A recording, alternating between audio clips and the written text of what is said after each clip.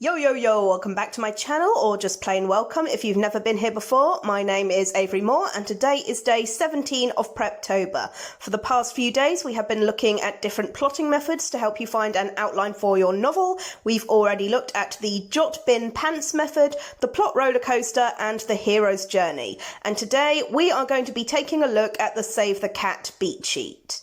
Now, unlike most of the other plotting methods we've looked at, the Save the Cat beat sheet wasn't actually designed for novels. It was actually created by Blake Schneider as a tool to help screenwriters in plotting movies. But many writers have also applied the method to novels, and it works just as well. Why is it called Save the Cat? I have absolutely no idea. There are no cats involved whatsoever.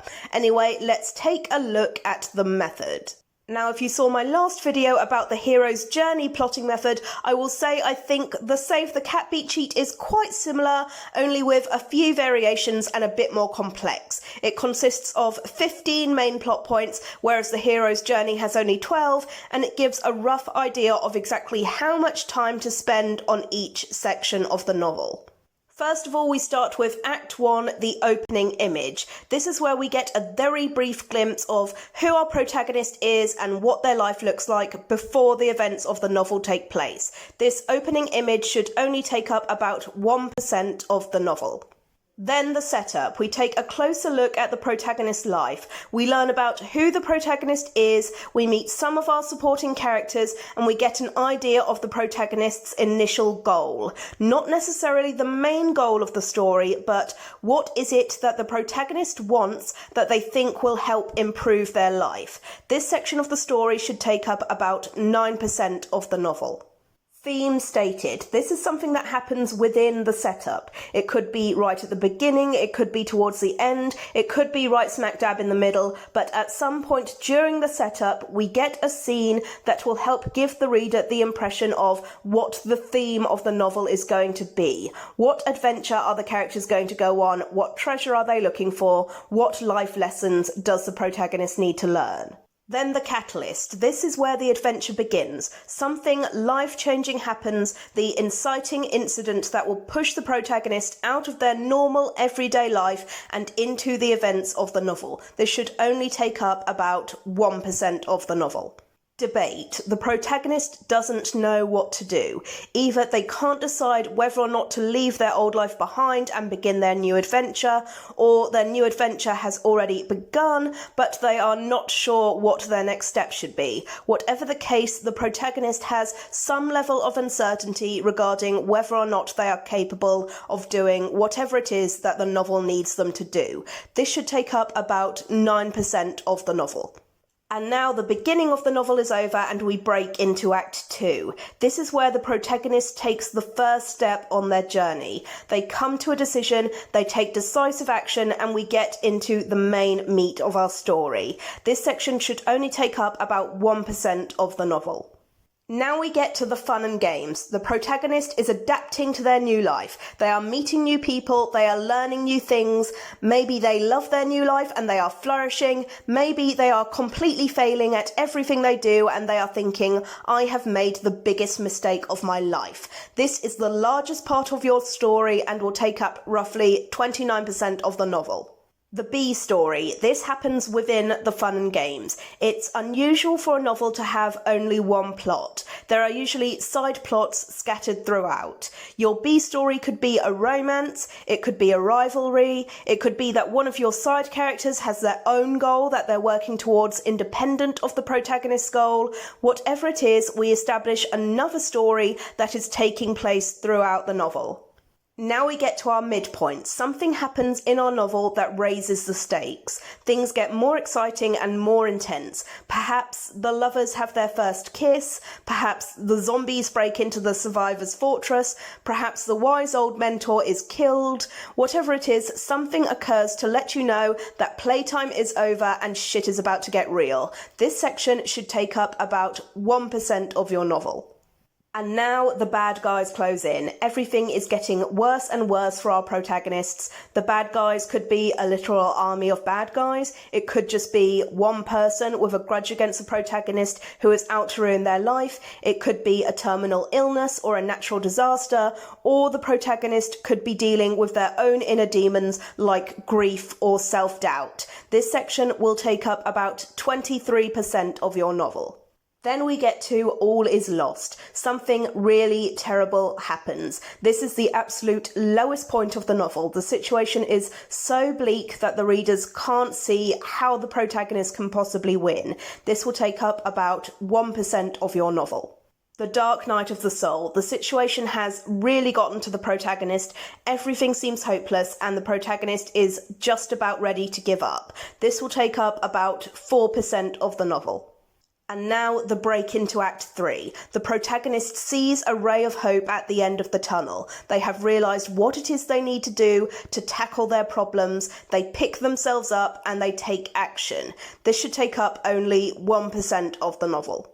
Now we move on to Act 3, the finale. This is what everything in the novel so far has been leading towards. The protagonist puts their plan into action, they do what they need to do, and they either succeed or they fail. And then we see the aftermath of what happened. Either the celebration after the protagonist's victory or the consequences of their failure. This should take up about 19% of the novel.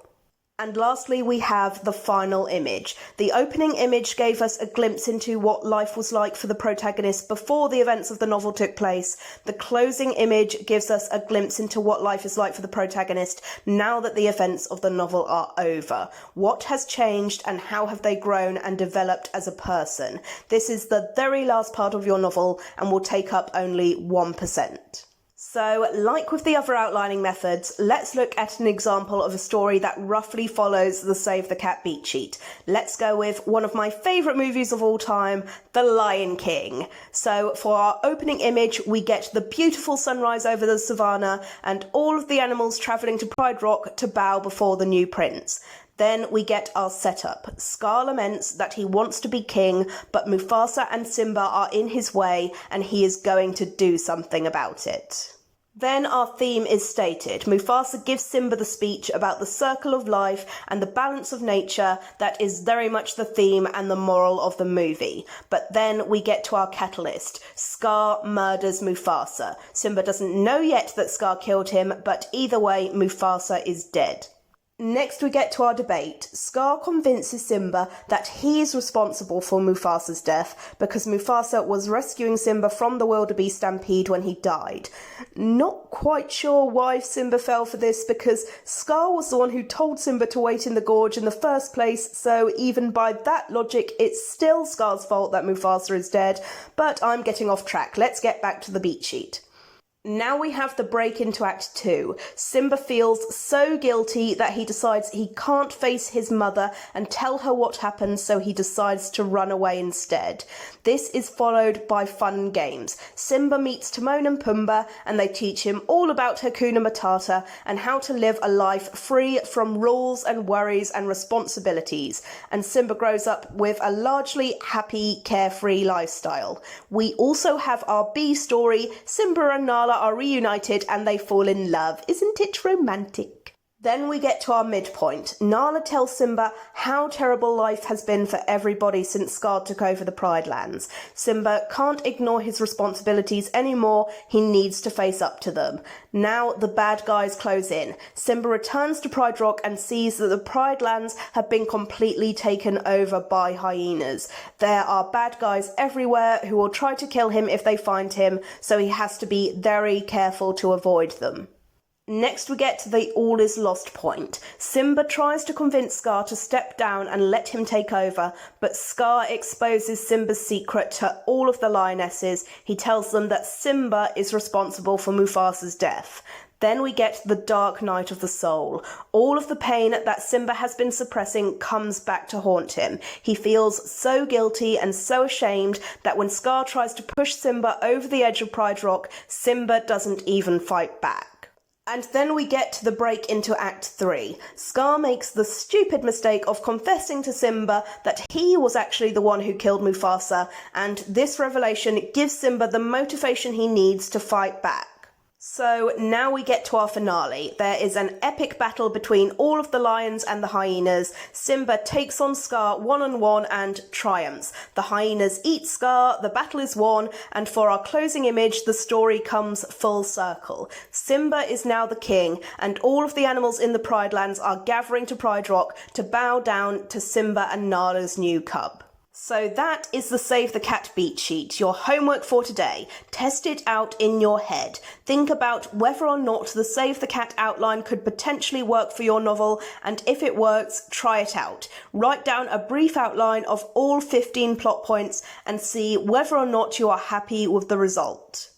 In my next video, we are going to be looking at our last plot outlining method, the 3-act, 9-block, 27-chapter outline. This is a very detailed outline recommended for hardcore plotters. Once we have finished looking at all of the different outlining methods, we will be deciding which one we want to be using to draft the final outline for our NaNoWriMo novels. But until then, have an awesome day. Please don't forget to like and subscribe, and I hope I see you guys tomorrow.